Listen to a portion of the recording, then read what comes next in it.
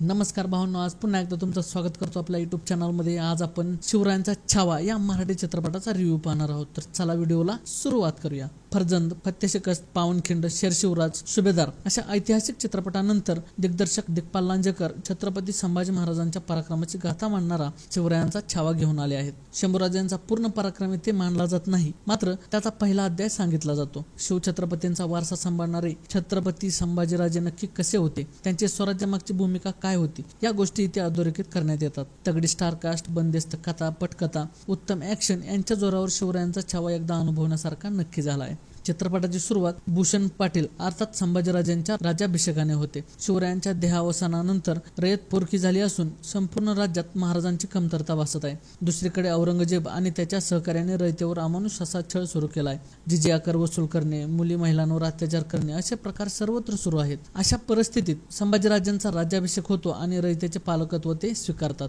आजी जिजाऊ म्हणजेच मृणाल कुलकर्णी, वडील शिवछत्रपती म्हणजे चिन्मय मांडलेकर यांची शिकवण आणि संस्कार यांच्या वाटेवरून पुढे जाण्याचा निर्णय घेतात। रयतेसाठी स्वतः मैदानात उतरण्याचे ठरवतात। त्याची गाथा चित्रपट सांगतो। शिवाजी महाराजांनंतर दख्खनवर स्वारी करण्यासाठी औरंगजेब म्हणजेच समीर धर्माधिकारी दबा धरून बसला असून मराठ्यांचा पाडाव करण्यासाठी विविध युक्त्या लढवत आहे।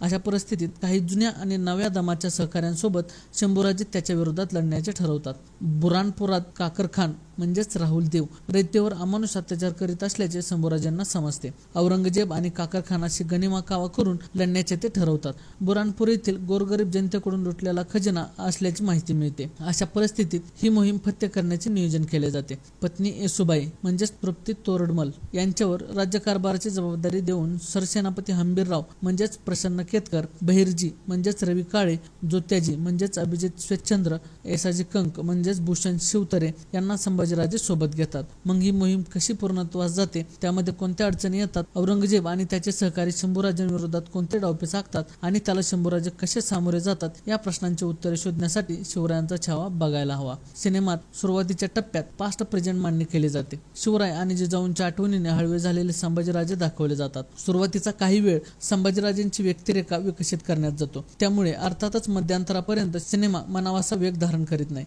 मात्र त्यानंतर सिनेमा वेग घेतो। संभाजी महाराजांचे व्यक्तिमत्व उलगडताना सिनेमाच्या शेवटी शौर्यगाथा पुढे सुरू राहील असे सांगितले जाते। त्यामुळे संभाजी महाराजांच्या आयुष्यातील सर्व अमर प्रसंग, मतभेदाचा कठीण काळ आणि त्याही पुढे जाऊन त्यांनी जे सोसले त्याचे दर्शन इथे घडत नाही। कदाचित ते पुढच्या भागात असावे। इथे बुरानपूर मोहिमेवरच अधिक फोकस केला जातो। ही मोहीम पडद्यावर उत्तम पद्धतीने मांडण्यात लेखक दिग्दर्शक यशस्वी झाला आहे। एक धाडसी आणि पराक्रमी शंभूराजे पडद्यावर साकारले आहेत। बुरानपूरच्या बाजारातील एक गाणे, तेथील मराठवाड्याकडून होणारी मदत असे प्रसंग कथेची लय काहीशी सोडतात। त्याची गरज नव्हती असे वाटते। सिनेमाची जमेची बाजू म्हणजे इथे व्हीएफएक्सचा अतिशय संयत वापर केला आहे, किंबहुना जेथे वापर आहे तेथेही तो शिताफीने केला आहे। नाहीतर सध्या ऐतिहासिक चित्रपट म्हणजे व्हीएफएक्स वरच तारून नेला जातो। इथे तुलनेने तसं होत नाही। संभाजीराजांच्या राज्याभिषेकावेळीचे गाणे आणि एक देवीचे गाणे चांगले झाले। सर्वच प्रमुख कलाकार आपल्या भूमिकांना योग्य न्याय देतात। भूषण पाटीलने संभाजीराजे पूर्ण ताकदीने साकारले आहेत। काही कसोटीच्या प्रसंगात त्याची कसोटी लागते, मात्र तिथे तो आपले सर्वस्व देण्याचा प्रयत्न करतो। चिन्मय मांडलेकर, मृणाल कुलकर्णी छोट्या पण महत्वाच्या भूमिका साकारतात। इथे संभाजीराजेंनी आपल्या सहकार्यांची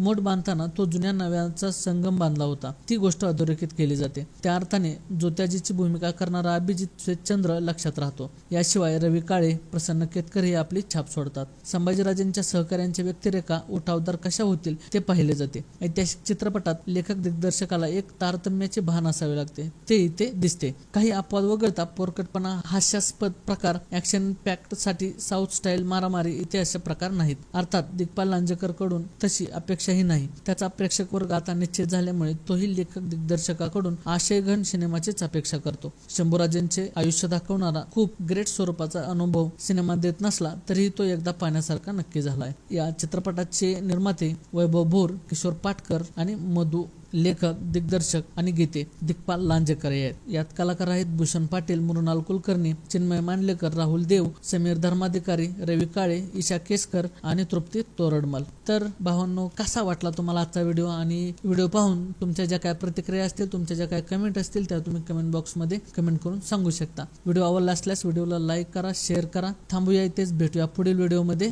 धन्यवाद।